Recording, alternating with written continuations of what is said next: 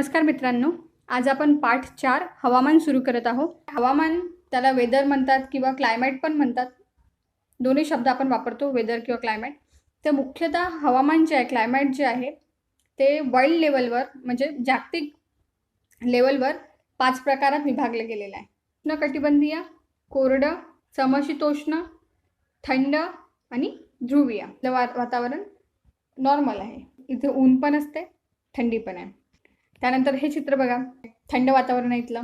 वाळवंटाचे चित्र आहे, जसं आपल्याकडे राजस्थान भाग आहे, पुन्हा आपला सहारा वाळवंट जगातलं सगळ्यात मोठं वाळवंट. तर इथलं जे वातावरण असतं ते थोडं उष्ण असते, गरम असते. या सगळ्या तीनही चित्रावरून तुम्हाला लक्षात आलं असेल की हवामान जे आहे ते वेगवेगळ्या भागात वेगवेगळं असतं. तर आता आपण आलो आहोत पाठावर. तर इथे नकाशा दिलेला आहे आणि नकाशा रिलेटेड काही प्रश्न दिलेले आहे. सगळ्यात पहिले आपण नकाशा बघू. तर सगळ्यात आधी हा ब्राझील देशाचा नकाशा आहे. या नकाशामध्ये जे सरासरी पूर्ण वर्षभराचं पर्जन्यमान आणि जे टेम्परेचर आहे, पर्जन्यमान म्हणजे कसं की सरासरी तिथे पाऊस किती पडतो, तिथे पर्जन्य किती होते, ठीक आहे. तर त्याचं एक ॲव्हरेज दिलेलं आहे. तसंच तिथलं टेम्परेचर वर्षभर कसं राहते, काय चेंजेस येतात टेम्परेचरमध्ये ते दिलेलं आहे. म्हणजे एक ओव्हरऑल वर्षभरात कमीत कमी टेम्परेचर किती असते कोणत्या भागात आणि जास्तीत जास्त टेम्परेचर किती असते, जास्तीत जास्त पाऊस कोणत्या भागात पडतो आणि कमीत कमी पाऊस कोणत्या भागात पडतो, हे ओव्हरऑल दिलेलं आहे. पाऊस जो आहे तो मिलीमीटरमध्ये मोजला जातो की इथे इतका मिलीमीटर पाऊस पडला, तिथे तितका मिलीमीटर पाऊस पडला.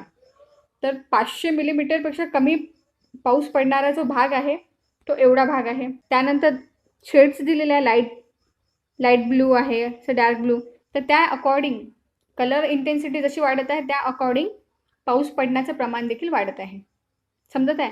म्हणजे जो इथे एकदम डार्क एरिया जो दिलेला असा, ठीक आहे, या भागात सर्वात जास्त पाऊस पडतो. तर या भागामध्ये जवळपास 3000 मिलीमीटरपेक्षा जास्ती पाऊस पडतो. काही लाईट भाग दिलेला आहे, जसं हा भाग आहे बघा, या भागात 2500 मिलीमीटर एवढा पाऊस पडतो. डार्क एरिया म्हणजे 3000 मिलीमीटरपेक्षा जास्त पाऊस पडतो.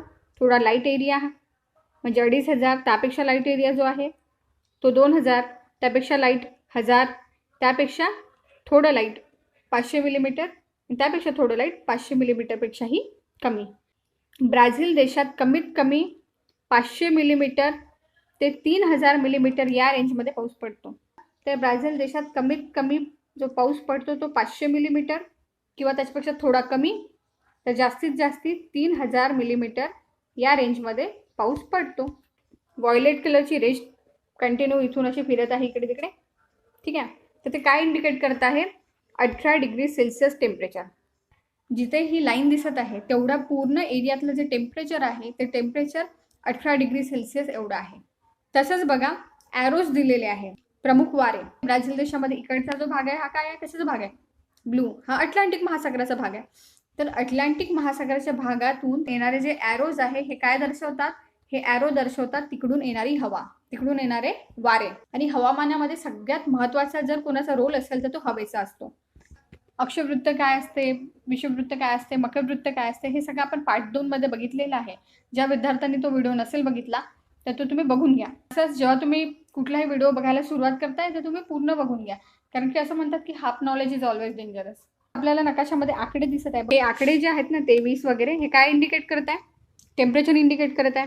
तर 18 ते 28, सगळ्यात छोटा आकडा जो आहे तो 18 आहे आणि सगळ्यात मोठा जो आकडा आहे तो आहे 28. जसं आपल्याला पर्जन्याची रेंज माहीत पडली की ब्राझील देशातलं जे पर्जन्य आहे ते 500 मिलीमीटर ते 3000 मिलीमीटर या रेंजमध्ये आहे, तसंच ब्राझील देशातील जे टेम्परेचरची रेंज आहे ती 18 डिग्री सेल्सिअस ते 28 डिग्री सेल्सिअसमध्ये आहे. 18 डिग्री सेल्सिअस ते 28 डिग्री सेल्सिअस या रेंजमध्ये आहे, ठीक आहे. याचा अर्थ असा की ब्राझीलमध्ये जे टेम्परेचर आहे ते 18 डिग्री सेल्सिअस ते 28 डिग्री सेल्सिअस या रेंजमध्ये आहे.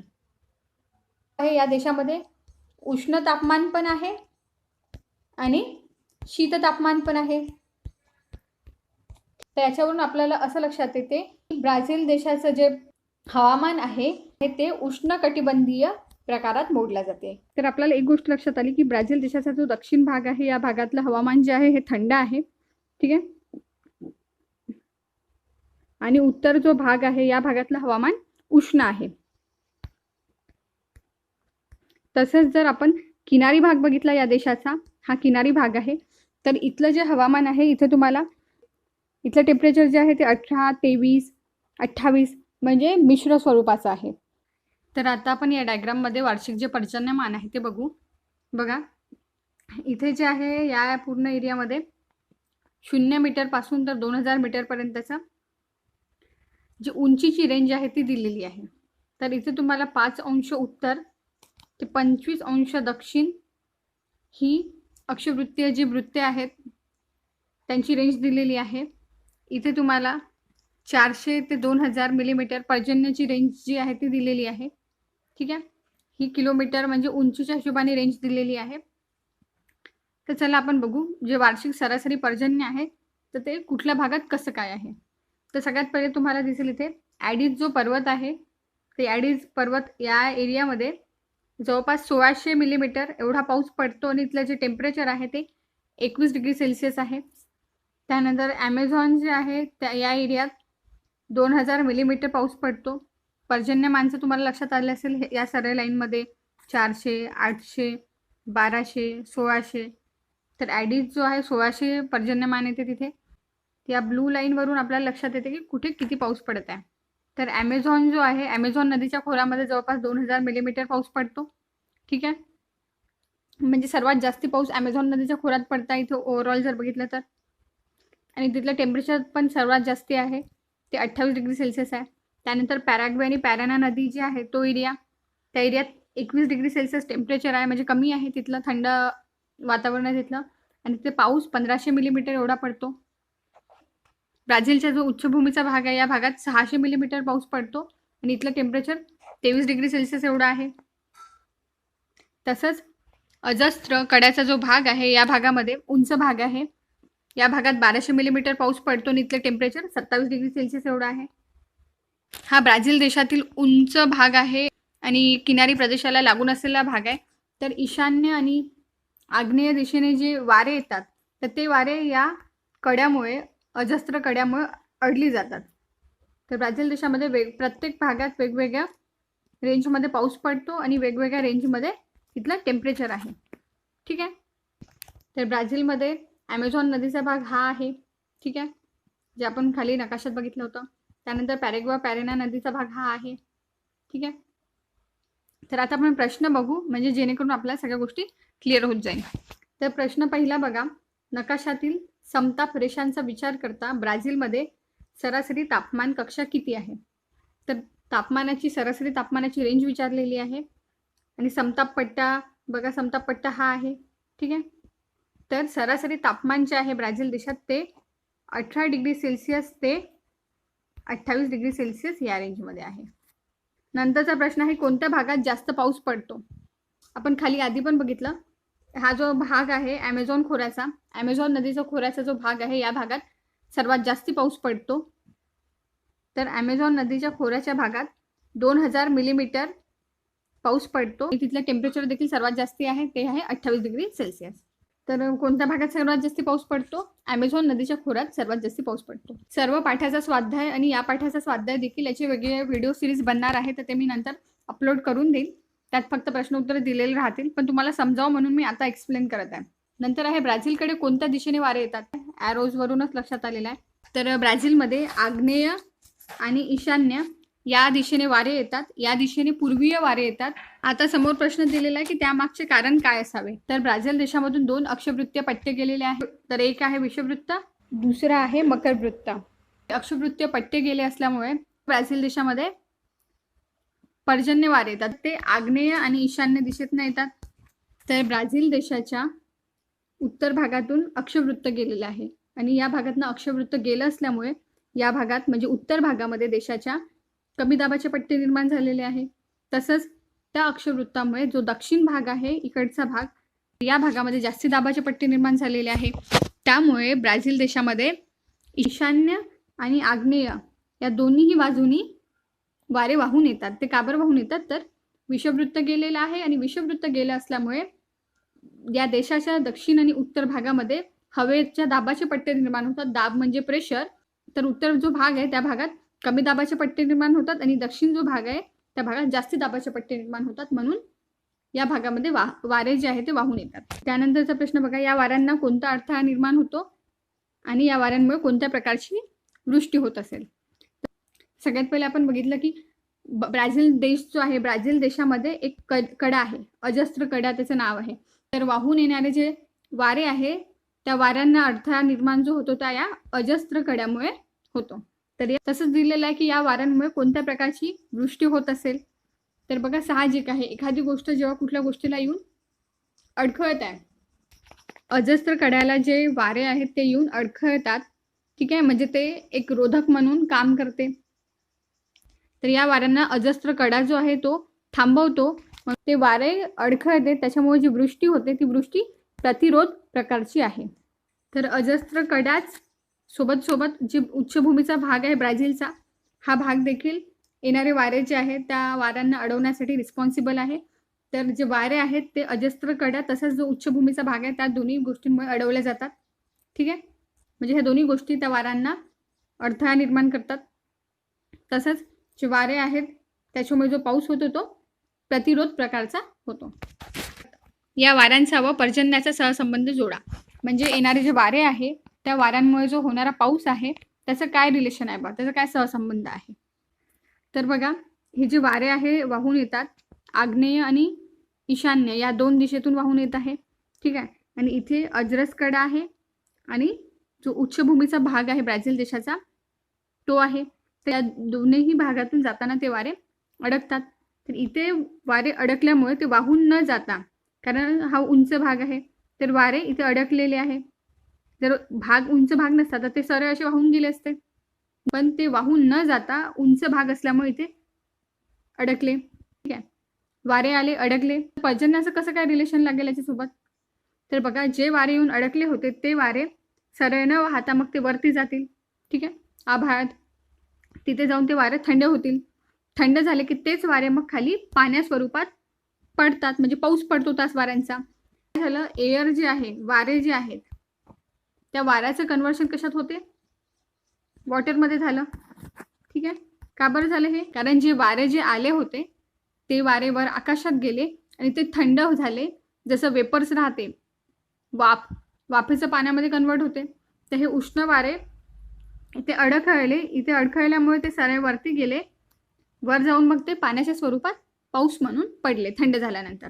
ठीक आहे, तर वाऱ्याचं आणि पर्जन्याचं काय रिलेशन लागेल की जे ईशान्य आणि आग्नेय दिशेतून अटलांटिक महासागराकडनं जे येणारे वारे आहेत ते वारे अजस्त्र कडा आणि जो उच्च पर्वतीय भाग आहे, उत्तर भाग जो आहे ब्राझील देशाचा, त्या भागामध्ये जाऊन अडखळतात आणि ते तिथे अडकल्यामुळे ते वर जातात. ते वारे वातावरणात जातात, वातावरणात जाऊन ते थंड होतात आणि थंड होऊन त्याचा पाऊस पडतो. तर या वाऱ्यांचा एक डायरेक्ट रिलेशन आहे, सहसंबंध आहे पावसाशी. कारण की त्या भागात पाऊस पडल्यामुळे ते वारे तिथे अडखळले, तिथे अडखळल्यामुळे त्याच भागात पाऊस पडतो. ठीक आहे, तर तिथे पर्जन्य प्रदेश निर्माण होतो, पावसाचा प्रदेश निर्माण होतो. तर हे रिलेशन आहे वाऱ्यांचं आणि होणाऱ्या पर्जन्याचं. जे वारे आहेत ते वर जातात, वातावरणात जातात आणि ते थंड होऊन पाऊस बनून जेव्हा पडतात तर त्याला कंडेन्सेशन म्हणतात किंवा सांद्रीभवन असं म्हणतात. ठीक आहे, त्यानंतर दिलेलं आहे की कोणत्या भागात सरासरी तापमान कमी आहे. तर आपण आधी खाली नकाशात पण बघितलेला आहे, पॅराग्वे आणि पॅराना हा जो एरिया आहे इथे समताप पट्टा आहे आणि या एरियातलं तापमान जे आहे ते पूर्ण ब्राझील देशाच्या कंपॅरिझनमध्ये सरासरी कमी आहे. तर पॅराग्वे नदी आणि पॅराना नदी या नदीचे जे खोरे आहे, हा जो भाग आहे, या भागात सरासरी तापमान जे आहे ते कमी आहे, ते 18 डिग्री सेल्सिअस पासून तर 21 डिग्री सेल्सिअस या रेंजमध्ये आहे. त्यानंतरचा प्रश्न आहे, ब्राझीलमधील पर्जन्य छायेचा प्रदेश ओळखा आणि तेथील हवामान स्थिती कशी आहे ते सांगा. तसंच दुसरा प्रश्न आहे, कोणत्या भागात सरासरी तापमान जास्ती आहे. तर या प्रश्नाचं उत्तर आपल्याला माहिती आहे. सरासरी तापमान कोणत्या भागात जास्त आहे, ॲमेझॉनचा जो खोरा आहे, ॲमेझॉन खोऱ्याच्या भागात सरासरी तापमान सर्वात जास्ती आहे, ते 28 डिग्री सेल्सिअस आहे. सरासरी तापमान कमी कोणत्या भागात होतं, तर ते पॅराग्वे आणि पॅराना नदीच्या भागात होतं. भागामध्ये सरासरी तापमान जास्ती आहे आणि दक्षिण भागात सरासरी तापमान जे आहे ते कमी आहे. हा दक्षिण भाग आहे, हा उत्तर भाग आहे. ॲमेझॉन नदीचं खोरं या भागात सर्वात जास्ती पाऊस होतो, 2000 मिलीमीटर, आणि सगळ्यात जास्त टेम्परेचर आहे 28 डिग्री सेल्सिअस. तसंच पॅराग्वे पॅरेना नदीचं खोरं बघा, या सगळ्या एरियाच्या कंपॅरिझनमध्ये सगळ्यात कमी टेम्परेचर पॅराग्वे पॅरेना नदीच्या खोऱ्यात आहे 21 डिग्री सेल्सिअस, आणि इथे पाऊस किती पडतो 1500 मिलीमीटर पडतो. तर प्रश्न हा होता की ब्राझीलमध्ये पर्जन्यछायेचा प्रदेश कोणता. तर हा जो भाग आहे, हा भाग ब्राझीलमधील पर्जन्यछायेचा प्रदेशाचा भाग आहे. या पूर्व भागामध्ये जे सरासरी पर्जन्य आहे तर ते सरासरी पर्जन्य 0 ते 500 एलोज भाग आहे बघा, 0 ते 500 मिलीमीटर या रेंजमध्ये आहे. तर हा ब्राझीलमधील पर्जन्य छायेचा प्रदेश आहे. इथलं हवामान कसं आहे, इथलं हवामान बघा, इथे 23 डिग्री सेल्सिअस टेम्परेचर आहे, 28 डिग्री सेल्सिअस टेम्परेचर आहे, आणि हा समताप पट्टा देखील आहे म्हणजे 18 डिग्री सेल्सिअसवाला. तर इथलं जे टेम्परेचर आहे ते 18 डिग्री सेल्सिअस ते 28 डिग्री सेल्सिअस या रेंजमध्ये आहे. आणि इथलं जे पर्जन्य आहे ते 0 ते 500 मिलीमीटर या रेंजमध्ये आहे. तर हा जो भाग आहे, पूर्व भाग जो आहे ब्राझील देशाचा, तो ब्राझीलच्या पर्जन्य छायेचा भाग आहे. अक्षवृत्ताचा विचार करता ब्राझील देशामध्ये कोणत्या प्रदेशात समशीतोष्ण हवामान आहे. तर समशीतोष्ण हवामान म्हणजे काय, ओव्हरऑल टेम्परेचर जे आहे ते कसं आहे, सारखं आहे, वातावरण जे आहे ते कसं आहे, सारखं आहे. ब्राझील देशाचा जो दक्षिण भाग आहे, हा भाग इथे टेम्परेचर 18 डिग्री सेल्सिअस आहे. तर ब्राझील देशाच्या उत्तर भागातून अक्षवृत्त गेलेलं आहे आणि ते कोणतं आहे, विषुववृत्त आहे हे. तसंच ब्राझील देशाच्या दक्षिण भागातून मकरवृत्त गेलेलं आहे. तर मकरवृत्त जे आहे ते दक्षिण भागातून गेलेलं आहे आणि या भागात जे टेम्परेचर आहे ते 18 डिग्री सेल्सिअस आहे. तसंच जो वरचा भाग आहे जिथून विषुववृत्त गेलेला आहे, तर या भागात समताप पट्टा आहे. ठीक आहे, तर इथलं टेम्परेचर देखील सारखं आहे आणि हा अजस्त्र कड्याचा भाग आहे. ठीक आहे, तर अक्षवृत्ताचा जर विचार केला तर ब्राझील देशामध्ये अजस्त्र कड्याचा भाग आणि जो दक्षिण भाग आहे पॅराग्वे पॅराना नदीचा भाग, या भागामध्ये जे टेम्परेचर आहे ते समशीतोष्ण आहे. ठीक आहे, तर सर्वात आधी आपण दिशा बघून घेऊ. प्रत्येक स्टँडर्ड नकाशामध्ये आपण नकाशाकडे बघत आहोत, आपल्या समोरची जी दिशा आहे ती नेहमी उत्तर दिशा राहील. ठीक आहे, ही उत्तर दिशा आहे. त्याच्या अपोजिटची दिशा आहे ती दक्षिण दिशा आहे. ठीक आहे, त्यानंतर आपल्या उजव्या हातावरची जी दिशा राहते ती नेहमी पूर्व आहे आणि आपल्या डाव्या हातावरची जी दिशा असते ती नेहमी पश्चिम दिशा असते. म्हणजे उत्तर दिशा, त्याचा अपोजिट दक्षिण. ठीक आहे, आपल्या उजव्या हातावरची दिशा पूर्व दिशा आणि आपल्या डाव्या हातावरची जी दिशा आहे ती पश्चिम दिशा.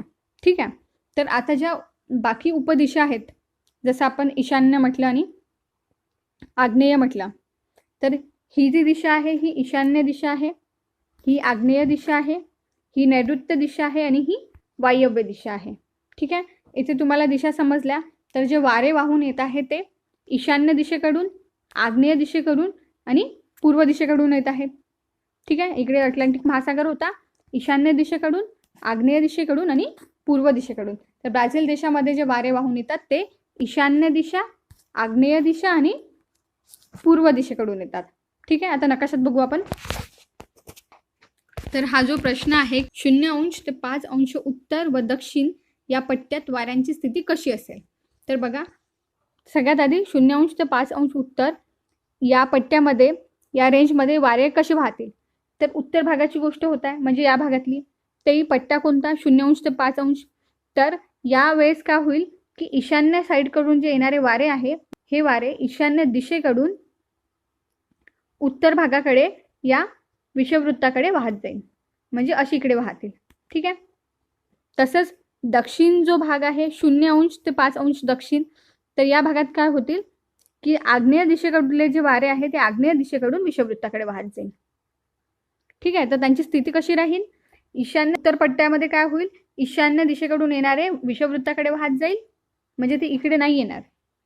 ते हवेचा दाब जो असतो दाबाच्या हिशोबाने, तर त्या पट्ट्यातला हवेचा दाब जसा असेल त्या हिशोबाने ते ईशान्य दिशेकडून विषुववृत्ताकडे वाहत जाईल. ठीक आहे, उत्तर साईडला, आणि इकडे दक्षिण पट्टा जो आहे वारे आहे ते आग्नेय दिशेकडून विषुववृत्ताकडे वाहत जाईल. हा विषुववृत्ताचा पट्टा आहे. नंतरचा प्रश्न आहे, या नकाशात वितरण दाखवण्याची पद्धत कोणती. तर वितरण दाखवणे म्हणजे नकाशामध्ये सगळ्या ग्राफिकल रिप्रेझेंटेशन जे आहे ते कोणत्या पद्धतीने केलेलं आहे. तर हा जो नकाशा आहे याच्यात वार्षिक सरासरी पर्जन्यमान आणि तापमान आहे. जर पर्जन्यमानचं बघितलं आपण, ठीक आहे, तर इथे पूर्ण पर्जन्यमान शो केलेलं आहे, पाऊस कुठे किती पडला किती नाही. ठीक आहे. तर हे जे पर्जन्यमानचं जे ग्राफिकल रिप्रेझेंटेशन आहे, याचा जो नकाशा आहे, ते या पद्धतीला क्षेत्रघनी असं म्हणतात. कारण की क्षेत्र जे दिलेलं आहे ओव्हरऑल ब्राझील देशाचा ग्राफ आहे, तर रिजननुसार सगळं इथे शो केलं गेलेलं आहे. रिजननुसार दाखवलेलं आहे की या भागात एवढं होते, इथे इतका पाऊस पडतो, इथे कमी पडतो, इथे जास्ती पडतो. तर हे क्षेत्राच्या हिशोबाने दाखवलेलं आहे. म्हणून पर्जन्यमान जे आहे याचा जो नकाशा आहे त्याचं वितरण क्षेत्रघनी पद्धतीने केलेलं आहे. त्यानंतर या नकाशात बघा, इथे तुम्हाला वेगवेगळ्या तापमानची रेंज दाखवली गेलेली आहे. तर तापमानची जी रेंज आहे, तर तो जो नकाशा आहे, जो असा नकाशा जो राहतो, इथे कसा आहे, एक सारख्या विभागात विभागणी केली गेलेली आहे आणि त्यांना त्यांच्या रेंजनुसार की किती आहे तर तसे ते ग्राफ्स बनत गेलेले आहे. तर अशा प्रकाराला समघनी पद्धत असं म्हणतात. तर हे जे नकाशे आहे याच्यात वितरण जे दाखवलेले आहे, तर त्याची पद्धत क्षेत्रघनी पद्धत आणि समघनी पद्धत अशा 2 पद्धतीने दाखवलेलं आहे. पर्जन्यमान जे आहे ते क्षेत्रघनी पद्धतीने दाखवलेलं आहे आणि जे तापमान आहे ते समघनी पद्धतीने दाखवलेलं आहे. तर इथे आपला ब्राझील देशाचा हवामानाचा भाग संपलेला आहे. तर ब्राझील देशाचं जे हवामान होतं ते उष्णकटिबंधीय होतं. भारत देशाचं जे हवामान आहे ते मान्सून प्रकारात येतं आणि तर आपल्या देशातील जे हवामान आहे ते देखील उष्णकटिबंधीय या प्रकारात येतं. जसं ब्राझील देशामधून विषुववृत्त आणि मकरवृत्त असे 2 अक्षवृत्त गेलेले आहे, तसंच भारतातून देखील एक अक्षवृत्त गेलेलं आहे आणि ते अक्षवृत्त आहे कर्कवृत्त.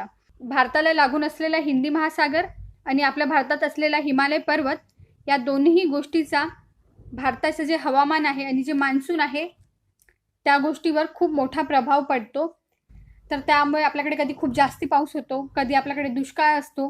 वेगवेगळ्या भागात वेगवेगळी स्थिती आहे. या सगळ्या गोष्टीमुळे भारत देशाला नेहमी वेगवेगळ्या ज्या नैसर्गिक आपत्ती आहे त्या आपत्तींचा सामना करावा लागतं. जसं की अनियमित पाऊस, कधी दुष्काळ, कधी चक्रीवादळ, कधी पूरस्थिती निर्माण होते. तर अशा वेगवेगळ्या नैसर्गिक ज्या आपत्ती आहे त्या नैसर्गिक आपत्ती हवामानावर तसंच जे निसर्ग आहे निसर्गावर अवलंबून आहेत. तसंच भारतीय हवामानशास्त्रांनी जे हवामान आहे त्या हवामानाचं 4 ऋतूमध्ये वर्गीकरण केलेलं आहे. त्यात एक आहे उन्हाळा, पावसाळा, परतीचा मान्सून आणि हिवाळा. तर हे 4 ऋतू आहेत आपल्याकडले. ठीक आहे, चला आपण पाठ बघूया आता. सरासरी जे पर्जन्यमान आहे आणि तापमान आहे या दोन्ही गोष्टी दिलेल्या आहे. ठीक आहे. तर भारत देशाचं जे पर्जन्यमान आहे ते 500 मिलीमीटर पासून तर 4000 मिलीमीटर या रेंजमध्ये आहे. ठीक आहे. वेगवेगळ्या कलर इंटेन्सिटीच्या हिशोबाने पूर्ण देशभर जे क्षेत्र आहे त्याच्या अकॉर्डिंग ते इथे शो केलेलं आहे. जिथे लाईट कलर आहे तिथे 500 ते 1000 या रेंजमधले आहे पट्टे आणि जो डार्क एरिया दिसत आहे जसं की इकडे वगैरे किंवा इकडे, तर हा जो पट्टा आहे हा जास्ती पर्जन्याचा पट्टा आहे जसं इथे दिलेला आहे सूचीमध्ये. ही जी दिशा आहे उत्तर दिशा आहे. उत्तर दिशेच्या अपोजिटची दिशा आहे ही दक्षिण दिशा आहे. आपल्या उजव्या हातावरची दिशा राहते ती नेहमी पूर्व दिशा. आपल्या डाव्या हातावर असलेली दिशा जी आहे ती नेहमी पश्चिम दिशा. म्हणजे ही उत्तर दिशा, त्याच्या अपोजिटची जी दिशा आहे ती दक्षिण, ही पूर्व दिशा आहे, त्यानंतर ही पश्चिम दिशा आहे. तर तुम्हाला ज्या मेन दिशा आहेत त्या समजल्या. उपदिशेमध्ये ही जी दिशा आहे ही ईशान्य दिशा आहे. उत्तर दिशेच्या साईडची जी दिशा आहे ही नेहमी ईशान्य दिशा असते उत्तर आणि पूर्वच्या मध्ये. ठीक आहे. त्यानंतर ही जी दिशा आहे ही आग्नेय दिशा आहे. त्यानंतर ही दिशा आहे ही नैऋत्य दिशा आहे आणि ही जी दिशा आहे ही वायव्य दिशा आहे. तर ईशान्य, आग्नेय, त्यानंतर इथे नैऋत्य आणि वायव्य या 4 उपदिशा आहेत. तर हा जो भाग आहे बघा, हा भाग. ठीक आहे. त्यानंतर त्यापेक्षा थोडा डार्क वाला भाग, हा भाग. ठीक आहे. तर या पूर्ण एरियामध्ये जे पर्जन्यमान होते, जो पाऊस पडतो तो 500 ते 1000 मिलीमीटर या रेंजमध्ये पडतो. त्यानंतर बघा ब्लू कलर आणि थोडा डार्क ब्लू कलरचा एरिया आहे. जसं हा ब्लू कलर आहे. त्यानंतर इथे बघा हा ब्लू कलरचा एरिया आहे. या एरियामध्ये जे पर्जन्यमान होते ते 2000 ते 3000 मिलीमीटर या रेंजमध्ये होते. त्यानंतर एकदम जो डार्क ब्लू एरिया आहे हा या रेंजमधला, ठीक आहे, 4000 मिलीमीटरच्या रेंजमधला. तर हा जो भाग आहे इकडचा, हा भाग आणि इकडे भाग, हे 2 भाग जे आहे हे काय शो करत आहे की जिथे पर्जन्यमान सर्वाधिक जास्ती आहे आणि ते 3000च्या वर 4000 मिलीमीटर या रेंजमध्ये आहे. तर इथे आपल्याला पर्जन्यमान समजलेलं आहे की भारत देशात ओव्हरऑल पर्जन्यमानची जर स्थिती बघितली तर खूप जास्ती पाऊस पडतो अशातली गोष्ट नाही आहे. खूप काही भाग आहेत, छोटे भाग आहेत, 2च भाग आहेत. तर त्या 2 भागांमध्ये पाऊस जो आहे तो खूप जास्ती होतो. तो हा इकडचा केरळचा भाग आहे आणि इकडे अरुणाचल प्रदेश, नागालँड वगैरेचे जे एरिया आहे हा इकडचा भाग आहे. ठीक आहे. आणि बाकी जर आपण ओव्हरऑल बघितलं, महाराष्ट्राची जर स्थिती बघितली, इतका भाग महाराष्ट्राचा आहे, तर आपल्याकडे पाऊस जो आहे तो 1000 मिलीमीटर या रेंजमध्ये. त्यानंतर बाकीचा जो भाग बघितला तर इथे 2000 मिलीमीटर या रेंजमध्ये. तर आपण ओव्हरऑल जर भारताचं बघितलं तर भारतामध्ये पावसाची जी स्थिती आहे ओव्हरऑल, तर ती जास्तीत जास्त ज्या रेंजमध्ये पाऊस पडतो तर तो 1000 मिलीमीटर या रेंजमध्ये पडतो. तसंच इथे एक जी लाईन दिलेली आहे ही व्हायोलेट कलरची लाईन, ही काय दर्शवते? ही 18 डिग्री सेल्सिअस टेम्परेचर दर्शवते. तर ही लाईन जवळपास जम्मू काश्मीर, हिमालय साईड, त्यानंतर इकडचा भाग, पूर्व भाग, त्यानंतर इथला काही एरिया, तसंच महाराष्ट्र साईड, त्यानंतर इकडे गोवा, केरळ, कर्नाटक साईड आणि इकडे तामिळनाडूचा एरिया. तर या काही भागामध्ये जे टेम्परेचर आहे, जी ही लाईन पसरलेली आहे इकडे तिकडे, या पूर्ण भागात जे टेम्परेचर आहे ते 18 डिग्री सेल्सिअस या रेंजमध्ये आहे. आता जे मौसमी वारे आहेत आपल्या भारतात जे येतात तर ते कोणत्या दिशेने येतात? जसं आपण ब्राझील देशामध्ये बघितलं, ब्राझील देशामध्ये ईशान्य, त्यानंतर आग्नेय आणि पूर्व या दिशेने मौसमी वारे जे आहे ते वारे तिथे यायचे आणि त्या वाऱ्यांमुळे पाऊस व्हायचा. तर हे ब्राझील देशाच्या बाबतीत आहे. भारत देशात जे वारे येतात ते आग्नेय दिशेने, बघा हा ॲरो, आग्नेय दिशेने, त्यानंतर काही जे आहे ते दक्षिण भागाने आणि नैऋत्य दिशेने. ठीक आहे.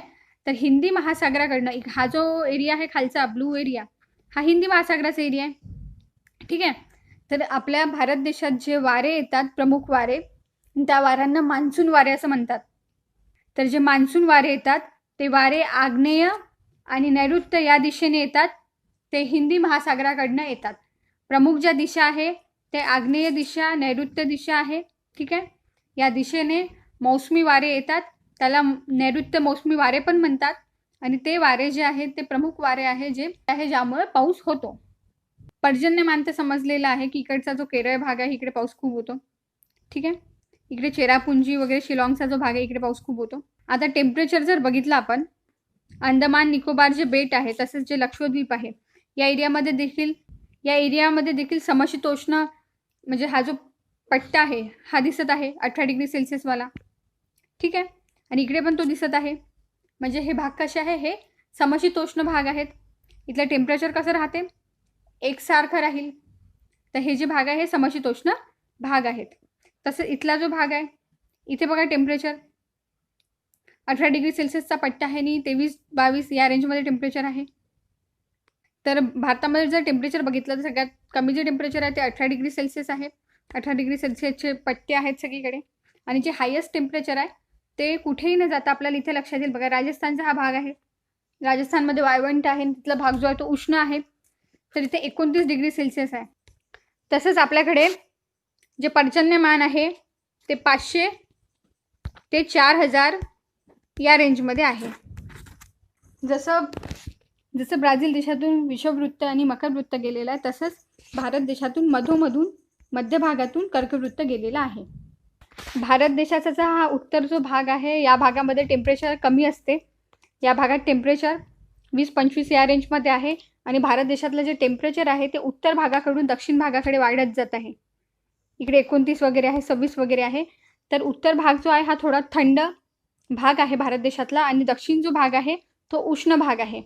तर जे भारत देशातलं टेम्परेचर आहे ते उत्तर भागाकडून दक्षिण भागाकडे वाढत जाते.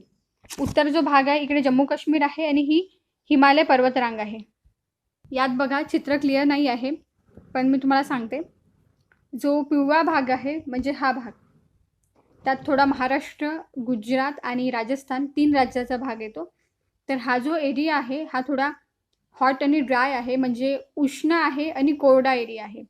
उष्ण भाग आहे म्हणजे राजस्थान, त्यानंतर गुजरात आणि महाराष्ट्र या रिजनमध्ये तापमान जे आहे ते जास्ती राहते, उष्ण भाग आहे आणि वातावरण जे आहे ते तिथलं कोरडं असते.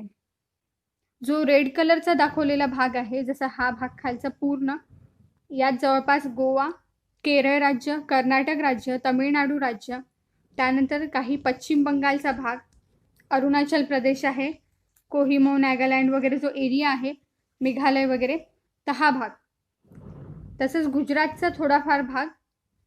या भागातलं जे वातावरण आहे ते गरम आहे, उष्ण आहे आणि दमट आहे. त्यानंतर हा जो भाग आहे श्रीनगर, जम्मू काश्मीरचा भाग आणि थोडा हिमालयाचा जो भाग आहे हा भाग. तसंच इकडचा जो भाग आहे पूर्व भाग, तर या एरियामध्ये वातावरण जे आहे ते थंड असते. नंतर जो येलो पार्ट आहे पूर्ण, हा हळदी रंगाचा जो पिवळा रंग आहे, तर हा आहे कंपोजिट. म्हणजे दिल्ली, त्यानंतर UP, बिहार जे बाकीचे राज्य आहेत, उत्तराखंड वगैरे, तसंच MP वगैरे, तर या राज्यांमधलं जे वातावरण आहे ते कसं आहे, कंपोजिट आहे, म्हणजे मिश्र स्वरूपाचं आहे. तिथे ऊन पण आहे, थंडी पण आहे, म्हणजे एक मिश्र वातावरण आहे त्या एरियातलं. या नकाशामध्ये आपल्या भारत देशाचा नकाशा आहे हा. इकडे पाकिस्तान देश आहे, मग चायना, नेपाळ, भूतान. तर हा जो भाग आहे उत्तर भाग, उत्तरेकडून पूर्वेकडे पसरलेला जो भाग आहे हा हिमालयाचा भाग आहे. उत्तरेकडून तर पूर्वेकडे पसरलेला हा हिमालय पर्वत आहे. तर यात वेगवेगळ्या रांगा आहे, जसं वेगवेगळ्या हिमालयीन रांगा आहे. हिमालय, लघु हिमालय आहे, ही शिवालिक रांग आहे. तसंच टेकड्या आहे, खासी टेकड्या, मिझो टेकड्या, नागालँड या राज्यातील नागा टेकडी, तसंच पतकोई, जैतिया, अशा छोट्या ज्या या टेकड्या आहे. म्हणजे हा उंच भाग आहे, पर्वत रांगा आहे या पूर्ण हिमालय पर्वताच्या या रांगा आहे. जसं ब्राझील देशामध्ये आपण बघितलं होतं की ब्राझील देशामध्ये अजस्त्र नावाचा कडा होता आणि त्या कड्याला सगळे वारेचे जाऊन अडखळत होते. आपल्या भारत देशामध्ये नैऋत्य साईडने येणारे जे मोसमी वारे आहेत ते वारे जाऊन या हिमालय पर्वताला जाऊन अडखळतात आणि ते तिथनं परत येतात. तिथनं परत येऊन इतर भागामध्ये, जसं अरवलीचा हा जो भाग आहे, या अरवलीच्या भागामध्ये जाऊन ते वर जातात आकाशात आणि त्याचा पाऊस पडतो आणि मग त्या भागातल्या एरियामध्ये पर्जन्यछायेचे प्रदेश तयार होतात. आता आपण थोडा थेरीचा भाग बघत आहोत भारताबाबतीत. बघा, भारतातलं जे हवामान आहे ते मान्सून प्रकारात होतं. जे हिमालयातून येणारे वारे आहे उत्तरेकडून ते थंड वारे असतात. तसंच नैऋत्य भागातून येणारे जे नैऋत्य मोसमी वारे आहे हिमालयाच्या शिवालिक व हिमाचल रांगापासून परत येतात, म्हणजे ते तिथे अडकळतात आणि ते वारे परत येतात. पंजाबचा जो मैदानी प्रदेश आहे तो भाग आणि राजस्थानचा जो भाग आहे तिथलं वातावरण उष्ण असतं, कारण की तिथलं हवामान उष्ण आहे. तिथे वाळवंटी भाग आहे, त्यामुळे तिथला जो एरिया आहे तिथे कमी दाबाचा पट्टा निर्माण होतो आणि या कमी दाबाच्या पट्ट्यामुळे हिंदी महासागराचा जो भाग आहे तिथे जास्त दाबाचा पट्टा निर्माण होतो आणि त्यामुळे हिंदी महासागराकडनं जे वारे आहेत ते भारताच्या भूमीकडे वाहू लागतात. तसंच ही जे वारे आहेत हे बाष्पयुक्त असतात, म्हणजे उष्ण वारे असतात, पेपर्स पकडून असतात हे वारे आणि या वाऱ्यांमुळेच भारतामध्ये पाऊस पडतो. तसंच आपल्या भारतामध्ये गुजरात आणि राजस्थान या राज्यांमध्ये कमी पाऊस पडतो आणि जेव्हा हे वारे ईशान्य भागातून वापस येतात, हिंदी महासागराकडे परत वापस जातात, तेव्हा हे वारे द्वीपकल्पाच्या भागात पर्जन्य निर्माण करतात आणि हा जो काळ असतो त्याला मान्सून परतीचा काळ असं म्हणतात. जर ओव्हरऑल आपण बघितलं तर भारताचं जे तापमान आहे ते वर्षभर उष्ण या प्रकारात येते. नैऋत्य मोसमी वारे जे आहे ते इकडे जातात, ठीक आहे. तर इथे हिमालय ज्या पर्वतरांगा आहे या पर्वतरांगामध्ये शिवालिक पर्वतरांग आहे, ठीक आहे.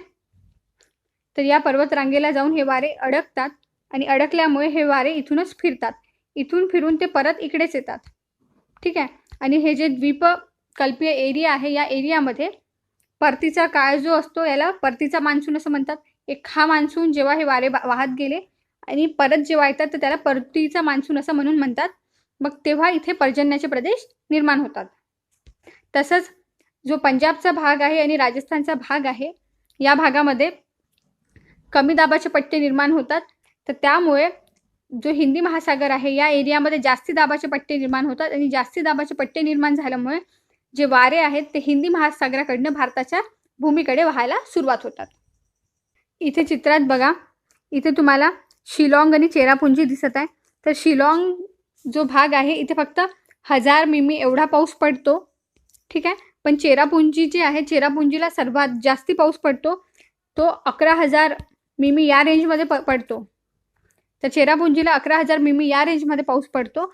पण जवळच असलेल्या शिलाँगला फक्त 1,000 मिमी पाऊस पडतो. म्हणजे चेरापुंजी जी आहे तिथे सर्वात जास्ती पाऊस पडतो, तो 11,000 मिमी एवढा पाऊस पडतो.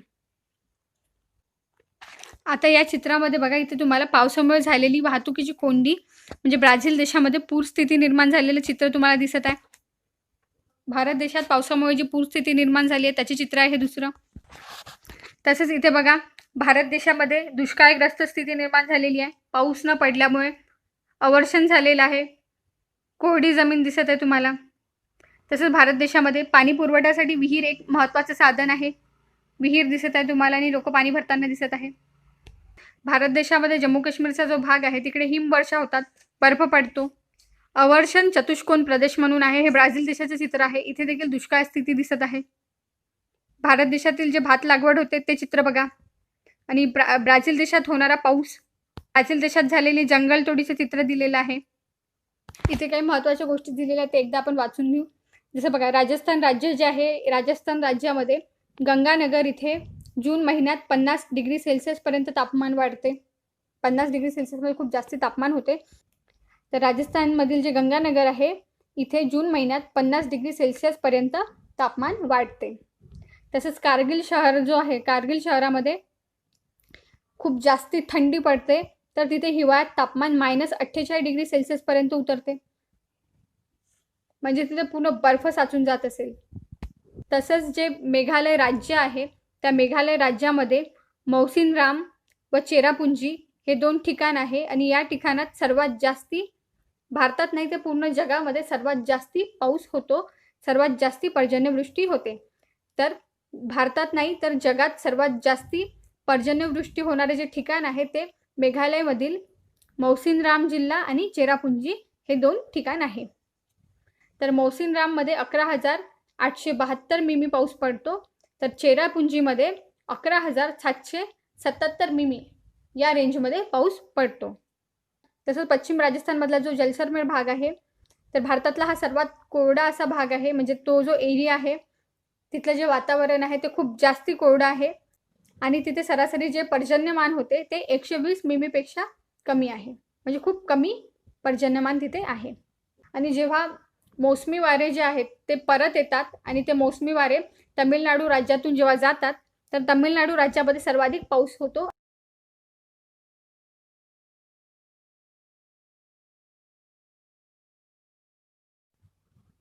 Hello everyone, welcome to my YouTube channel.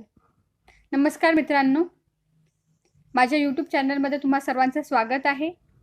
माझ्या चॅनलला सबस्क्राईब करा, लाईक करा, शेअर करा. तर आज आपण भूगोलाचा पाठ 4 हवामान या पाठाचा भाग 3 सुरू करत आहोत. जेव्हा कधी तुम्ही व्हिडिओ बघायला बसता तर थोडा व्हिडिओ बघून सोडून देता, तर शक्यतो तसं करू नका. 15-20 मिनिटाचा व्हिडिओ असतो, तो पूर्ण बघा, तुमचा पूर्ण अभ्यास होऊन जातो. तुम्ही थोडा व्हिडिओ बघता आणि सोडून देता, त्यामुळे ती गोष्ट अर्धवट राहून जाते. तर शक्यतो तसं करू नका. तर चला मग सुरुवात करूया या पाठाला. तर आता आपण प्रश्न बघणार आहोत. प्रश्न बघा पहिला, 4,000 मिमीपेक्षा अधिक पर्जन्य असलेले प्रदेश कोणते? तर किती म्हटलेलं आहे? 4,000 मिमीपेक्षा अधिक पर्जन्य. बघा नकाशावर आपण आलेला आहोत. तर 4,000 मिमी जे आहे त्या रेंजमधलं पर्जन्य डार्क ब्लू कलरने दर्शवलेलं आहे. ठीक आहे, तुम्हाला स्वतःच लक्षात येईल, स्वतःच तुम्हाला उत्तर समजेल. तर असा भाग कुठे दिसतो? बघा, असा भाग आपल्याला या भागात दिसत आहे. तसंच एवढा पूर्ण भाग आहे. या पूर्ण दोनही भागामध्ये 4,000 मिमीपेक्षा अधिक पर्जन्य आहे. ठीक आहे, डार्क ब्लू कलरचा एरिया आहे. तर कोणते प्रदेश? तर पश्चिम भागातील जे किनारपट्टी एरिया आहे, कारण इथे अरबी समुद्र लागून आहे, तर हा किनारपट्टीचा एरिया. तर पश्चिम भागातील किनारपट्टीकडील दक्षिणेपर्यंतचे जे प्रदेश आहे ते प्रदेश, तसंच ईशान्य जो भाग आहे, ईशान्य भागातील प्रदेश.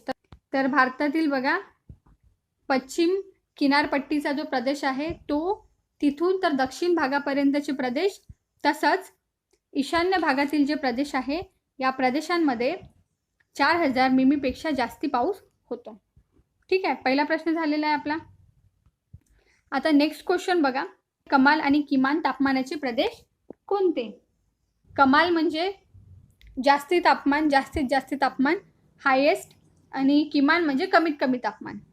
ठीक आहे, तर चला बघू. तर जर कमाल तापमान बघितलं, हायेस्ट तापमान बघितलं, तर राजस्थानचा जो थर भाग आहे, थरचं जे वाळवंट आहे, तिथे तापमान 29 डिग्री सेल्सिअस आहे. तर राजस्थानचं थर वाळवंट, ठीक आहे, तो भाग. तसंच जी द्वीपकल्प आहे, द्वीपकल्पामध्ये लक्षद्वीप बघा, त्यानंतर अंदमान निकोबार, इथे पण 29 डिग्री सेल्सिअस टेम्परेचर आहे.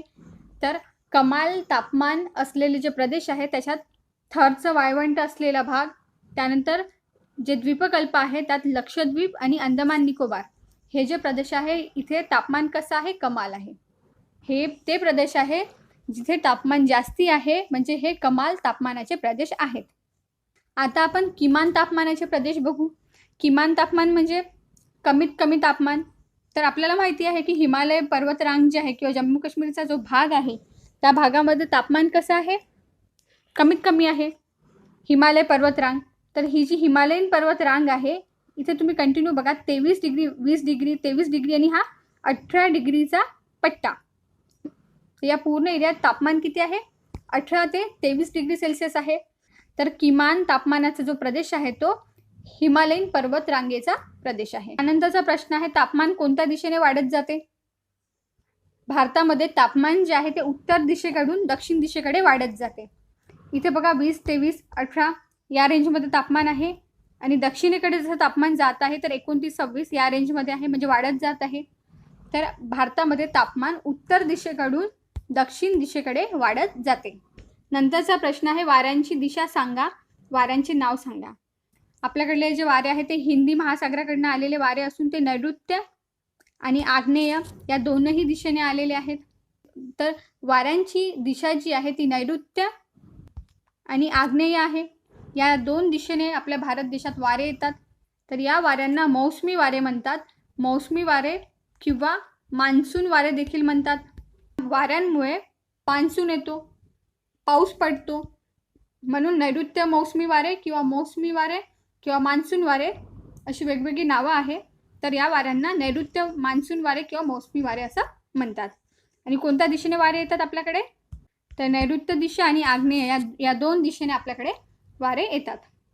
त्यानंतरचा प्रश्न आहे, भारतातील पर्जन्यासाठी कोणते वारे कारणीभूत आहे. तर आपल्याला माहिती आहे भारतातील जे पर्जन्य आहे ते पर्जन्य नैऋत्य मोसमी वाऱ्यांमुळे येते. तर भारतातील पर्जन्यासाठी नैऋत्य मोसमी वारे जे आहेत किंवा पर्जन्य वारे देखील त्यांना म्हणतात, नैऋत्य पर्जन्य वारे कारणीभूत आहे. त्यानंतरचा प्रश्न बघा, राजस्थानच्या काही भागात वाळवंट आढळते, याचं कारण काय. हा राजस्थानचा भाग आहे, ठीक आहे, आणि हे थरचं वाळवंटाचा भाग आहे. तर याचं कारण बघा, सगळ्यात मेन म्हणजे भारत देशात जे वारे येतात, ठीक आहे, तर ते वारे कोणते येतात, पर्जन्य वारे येतात, नैऋत्य वारे येतात. तर भारतामध्ये अरवली पर्वतरांगा आहे, आणि या अरवली पर्वतरांगेला नैऋत्य वारे जे आहेत ते जाऊन अडखळतात, आणि तिथे ते अडकल्यामुळे ते वारे सरळ वाहून नाही जाऊ शकत. मग ते वरती जातात आणि जे उष्ण वारे आहे ते उष्ण वारे थंड वारेमध्ये कन्वर्ट होतात, आणि तेच थंड वारे मग पाऊस म्हणून पडतात. तर अरवली पर्वत रांग जी आहे ती ईशान्य भागात पसरलेली आहे, त्यामुळे नैऋत्य साईडने जे वारे जातात ते या अरवली पर्वतामुळे अडकतात. अडकल्यामुळे इथला जो एरिया आहे इथे पर्जन्य छायेचे प्रदेश निर्माण होते विरुद्ध दिशेत. जसं की बघा, इथे आपलं थरचं वाळवंट आहे आणि इथे पर्जन्य छायेचे प्रदेश निर्माण झालेले आहे. त्यामुळे काय होतं, या पर्जन्य छायेच्या प्रभावामुळे वायव्य भागात असलेले जे थरचं वाळवंट आहे इथलं वातावरण शुष्क होतं, आणि शुष्क झाल्यामुळे इथे जे आहे वाळवंट आहे. त्यानंतर दिलेलं आहे, देशाच्या उत्तर भागात हवामान कोणत्या प्रकारात मोडते. देशाचा जो उत्तर भाग आहे इथे जे टेम्परेचर आहे, ठीक आहे, 20-23 डिग्री सेल्सिअस च्या रेंजमध्ये आहे टेम्परेचर, आणि इथे 18 डिग्री सेल्सिअसच्या रेंजमध्ये आहे. तर ओव्हरऑल बघितलं तर इथलं टेम्परेचर कॉन्स्टंट आहे. तर देशातील जो उत्तर भाग आहे या उत्तर भागातलं जे हवामान आहे ते समशीतोष्ण या प्रकारात मोडते. त्यानंतरचा प्रश्न आहे, भारतातून जाणारे व हवामानावर परिणाम करणारे जे प्रमुख अक्षवृत्त आहे ते काढा. जसं ब्राझील देशामध्ये विषुववृत्त आणि मकरवृत्त गेलं होतं, तसंच भारत देशातून या भागातून म्हणजे बरोबर मध्यातून या भागातून कर्कवृत्त गेलेलं आहे. तर भारताच्या मध्य भागातून कर्कवृत्त गेलेलं आहे. त्यानंतरचा प्रश्न आहे, भारताच्या द्वीपकल्पीय पठाराच्या कोणत्या भागात निमशुष्क स्थिती आढळते? तर द्वीपकल्पीय जो पठार आहे तिथे पश्चिम घाट आहे आणि त्या पश्चिम घाटातला जो पूर्व भाग आहे त्या पूर्व भागात मध्यभागी निमशुष्क स्थिती आढळते. आणि निमशुष्क स्थिती असण्यामागचं खरं कारण म्हणजे तो जो प्रदेश आहे तो पर्जन्यछायेचा प्रदेश आहे. तर तो प्रदेश पर्जन्यछायेचा असल्यामुळे तिथे निमशुष्क स्थिती आढळते.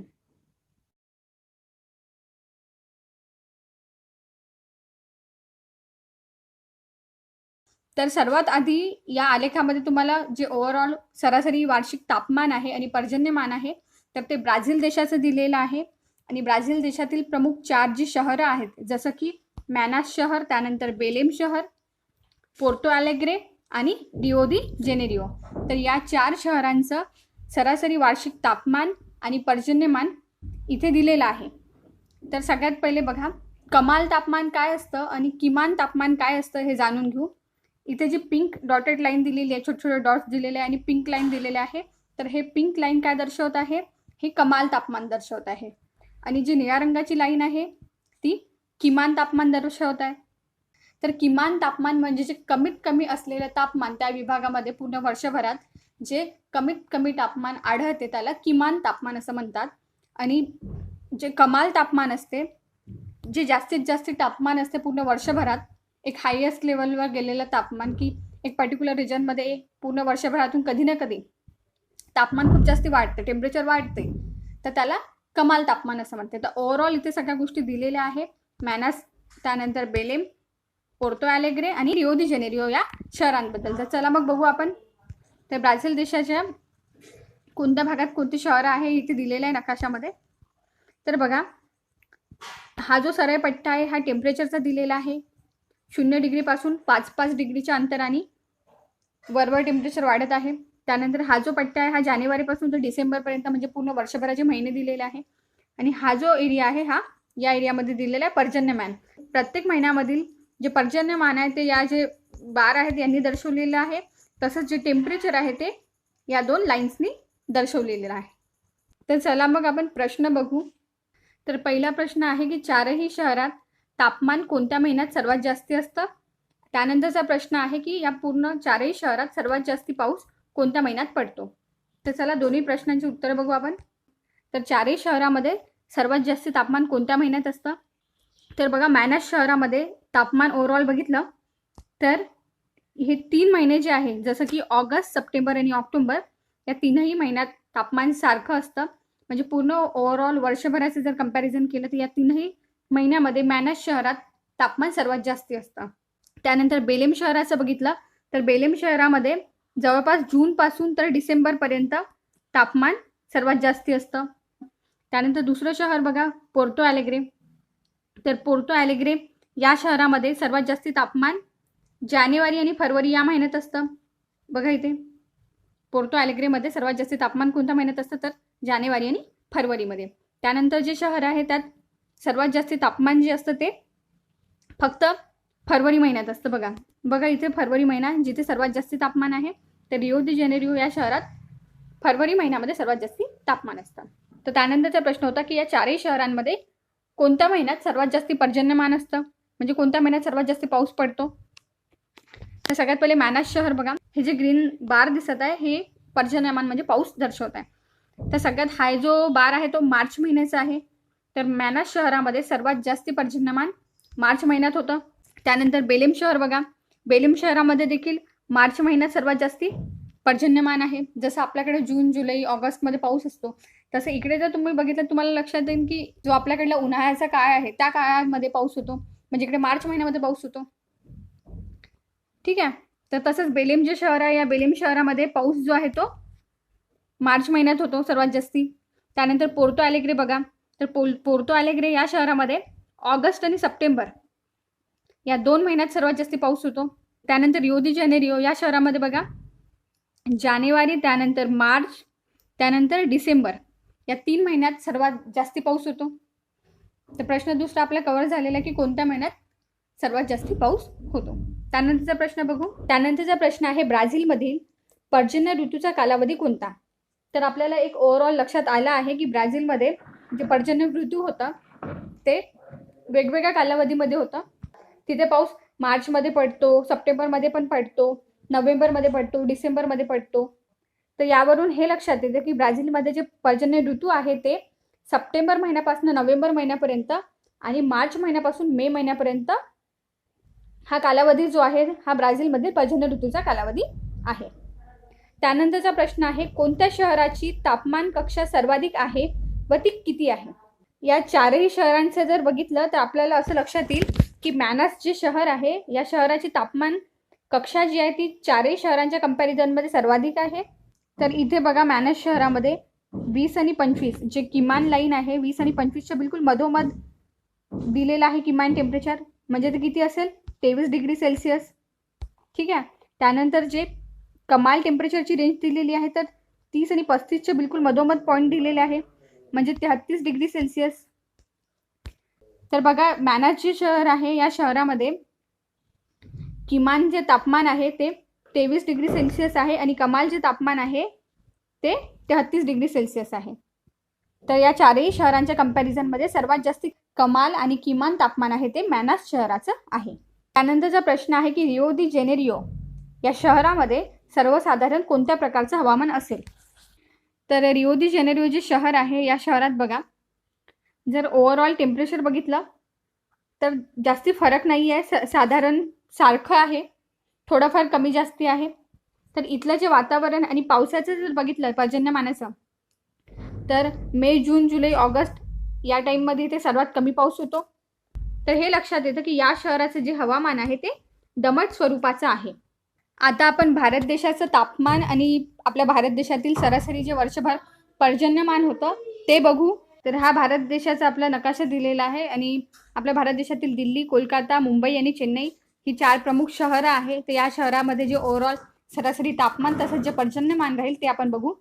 तर इथे देखील कमाल तापमान आणि किमान तापमान असे 2 पट्टे दिलेले आहे. जे पिंक डॉटने दर्शवलेलं आहे ते कमाल तापमान आहे म्हणजे हायेस्ट तापमान आणि जे ब्लूवाला आहे ते किमान तापमान आहे. हे महिने दिलेले आहेत, इकडे टेम्परेचर दिलेलं आहे आणि इकडे पर्जन्यमान दिलेलं आहे. तर चला मग या रिलेटेड प्रश्न बघू आपण. तुम्हाला इथे ग्राफ बघितल्याबरोबर एकदम लक्षात आलं असेल पर्जन्यमानाचं जर बघितलं तर आपल्या पूर्ण भारतामध्ये जे पर्जन्यमान होतं पाऊस पडतो तो एक पर्टिक्युलर विशिष्ट कालावधीमध्ये पडतो आणि तो जून तर सप्टेंबर, ऑक्टोबर, नोव्हेंबर या महिन्यांमध्ये पडतो. ब्राझील देशामध्ये असं नव्हतं. ब्राझील देशामध्ये मार्चमध्ये, मेमध्ये, जानेवारीमध्ये पण पाऊस पडायचा आणि इकडे सप्टेंबर, ऑक्टोबर, नोव्हेंबरमध्ये पण पाऊस पडायचा. म्हणजे तिथे पाऊस पडण्याचे जे ऋतू आहेत ते 2 आहेत ब्राझील देशात. पण भारतात असं नाही आहे. भारतात फक्त पावसाळ्यात पाऊस पडतो. ठीक आहे. तर चला मग प्रश्न बघू आपण. तर हा आलेख बघितल्याबरोबर आपल्याला लक्षात येतं की दिल्ली, कोलकाता आणि मुंबई ही जी शहरं आहे या शहरांमध्ये पाऊस जो पडत आहे तो जून, जुलै, ऑगस्ट, सप्टेंबर या महिन्यात पडत आहे. पण चेन्नई जे शहर आहे या शहरात पाऊस जो पडत आहे तो जवळपास मे महिन्यापासून तर डिसेंबर महिन्यापर्यंत पडत आहे. म्हणजे बाकी शहरांमध्ये पाऊस जो पडत आहे तो 4 महिने 5 महिने पडत आहे. तर चेन्नई जे शहर आहे या शहरामध्ये जो पाऊस पडत आहे तो 7 ते 8 महिने पडत आहे. तर हा महत्त्वाचा फरक आपल्याला दिसला. तर भारत जो देश आहे या भारत देशामध्ये जे पर्जन्याचा जो काळ आहे तो जून महिन्यापासून तर सप्टेंबर महिन्यापर्यंत आहे. पण चेन्नई शहराच्या बाबतीत तो मे महिन्यापासून तर डिसेंबर महिन्यापर्यंत जवळपास 7 ते 8 महिने चेन्नई शहरात पाऊस पडतो. तर याच्या मागचं कारण काय बघा. तर आपल्याकडे जे मोसमी वारे येतात तर ते मोसमी वारे चेन्नई साईडनीच येतात, तिकडूनच आपल्याकडे मान्सून येतो. त्यानंतर डिसेंबर महिन्यापर्यंत पाऊस का पडतो बघा, कारण की ते जे वारे आहेत ते पुन्हा परत जातात आणि त्याला परतीचा मान्सून म्हणतात. कारण की आपण पाठामध्ये अभ्यास केलेला आहे. परतीच्या मान्सूनमुळे चेन्नई शहरात आणखी पाऊस पडतो. म्हणून चेन्नई शहरामध्ये जवळपास डिसेंबर महिन्यापर्यंत पाऊस पडतो. ठीक आहे. त्यानंतर बघा दिल्ली व कोलकाता या दोन्ही शहरांच्या तापमान वक्रात कोणते साम्य आढळते? तर दिल्ली शहर बघा, त्यानंतर कोलकाता शहर बघा. तर इकडे जे तापमान आहे दिल्ली शहर आणि कोलकाता शहर तर या दोन्ही शहरामध्ये बघा जानेवारी ते मे, इथे पण जानेवारी ते मे या महिन्यामध्ये जे तापमान आहे ते वाढत जात आहे. इथे पण तापमान वाढत आहे, इथे पण तापमान वाढत आहे. दोन्ही शहरात जानेवारीपासून तर मे महिन्यापर्यंत तापमान वाढत जातं आणि त्यानंतर ऑगस्ट महिन्यापासून तर नोव्हेंबर महिन्यापर्यंत तापमान जे आहे ते कमी होत येतं. ठीक आहे, तर हे साम्य दिल्ली आणि कोलकाता या शहरात आहे. त्यानंतरचा प्रश्न आहे, चारही शहरांची सरासरी कमाल व किमान तापमान कक्षा काढा. तर चारही शहरांचं जर आपण कमाल आणि किमान तापमान बघितलं तर खूप मोठा फरक आढळतो. तर दिल्ली शहरातलं किमान तापमान म्हणजे कमीत कमी तापमान 6 डिग्री सेल्सिअस आहे. तर तेथील कमाल तापमान जे आहे ते 41 डिग्री सेल्सिअस आहे. त्यानंतर कोलकाता शहरामध्ये किमान तापमान जे आहे ते 9 डिग्री सेल्सिअस आहे. तर कमाल तापमान जे आहे ते 37 डिग्री सेल्सिअस आहे. जर मुंबईचं बघितलं तर मुंबईमध्ये किमान तापमान 16 डिग्री सेल्सिअस आहे. तर कमाल तापमान जे आहे ते 34 डिग्री सेल्सिअस आहे. चेन्नईचं बघितलं तर किमान तापमान 21 डिग्री सेल्सिअस आहे आणि कमाल तापमान जे आहे ते 39 डिग्री सेल्सिअस आहे. त्यानंतरचा प्रश्न आहे, कोणत्या शहराची तापमान कक्षा कमी आहे आणि कोणत्या शहराची तापमान कक्षा जास्ती आहे आणि त्यावरून हवामानाचा कसा आपण अंदाज लावू शकतो. तर चला बघू आपण. तर चारही शहरांचे जर आपण कंपॅरिझन केलं तर आपल्याला हे लक्षात येतं की चेन्नई जे शहर आहे या शहराची जी तापमान कक्षा आहे ती चारही शहरांच्या कंपॅरिझनमध्ये कमी आहे. तसंच या शहराचं जे हवामान आहे ते समस्वरूपाचं आहे. तसं दिल्ली जे शहर आहे या शहराचं जे तापमान कक्षा आहे ती जास्ती आहे चारही शहरांच्या कंपॅरिझनमध्ये आणि इथलं जे हवामान आहे ते विषम स्वरूपाचं आहे. त्यानंतरचा प्रश्न बघा, मुंबईचे तापमान व पर्जन्यमान याच्या आधारे हवामानाचा अंदाज घ्या. त्यानंतरचा प्रश्न आहे, भारतात कोणत्या महिन्यात सर्वात जास्ती वृष्टी होते. तर भारतात जो पर्जन्यमानाचा काळ आहे तो जून महिन्यापासून सप्टेंबर महिन्यापर्यंत आहे, पण सर्वात जास्ती वृष्टी जी आहे भारत देशामध्ये ती जून महिन्यात होते. त्यानंतरचा प्रश्न आहे की या शहरांचे सम व विषम हवामानात वर्गीकरण करा. तर चला बघू आपण. तर मुंबई शहराबद्दल आपण आधीच बघितलं की मुंबईमधलं किमान जे तापमान आहे ते 16 डिग्री सेल्सिअस आहे आणि कमाल जे तापमान आहे ते 34 डिग्री सेल्सिअस आहे. तसंच मुंबई जे शहर आहे या शहरामध्ये जून जो महिना आहे जून महिन्यात जवळपास 450 ते 500च्या मध्ये लाईन दिलेली आहे. तर जवळपास 450 मिलीमीटर एवढा पाऊस पडतो जून महिन्यामध्ये. जून महिन्याचा ग्राफ होता तो. तसंच बघा जुलै महिन्यामध्ये मुंबई शहरात 800 मिलीमीटरपेक्षा जास्ती पाऊस पडतो. तसंच मुंबई शहरातलं जे हवामान आहे ते उष्ण आणि दमट प्रकारचं आहे. त्यानंतरचा प्रश्न होता की या चारही शहरांना सम आणि विषम या हवामानाच्या हिशोबाने वर्गीकरण करायचं होतं. तर मुंबई आणि चेन्नई हे जे दोन शहरं आहे हे सम हवामानात येते, मुंबई आणि चेन्नई. त्यानंतर दिल्ली आणि कोलकाता जे शहर आहे ते विषम हवामानात येते. तर विद्यार्थ्यांनो, इथे आपला हवामान जो पाठ आहे या पाठाचा पूर्ण अभ्यास जो आहे तो संपलेला आहे. नेक्स्ट व्हिडिओमध्ये मी या पाठाचा स्वाध्याय देईल. तुम्हाला इतर कुठलेही प्रश्न असतील तर तुम्ही मला कमेंट करून कळवा. मी त्या सगळ्या प्रश्नांना उत्तर देण्याचा प्रयत्न करेल. व्हिडिओ आवडला असेल तर नक्की लाईक करा, चॅनलला सबस्क्राईब करा, तुमच्या मित्रांसोबत शेअर करा, कमेंट करा. थँक्यू.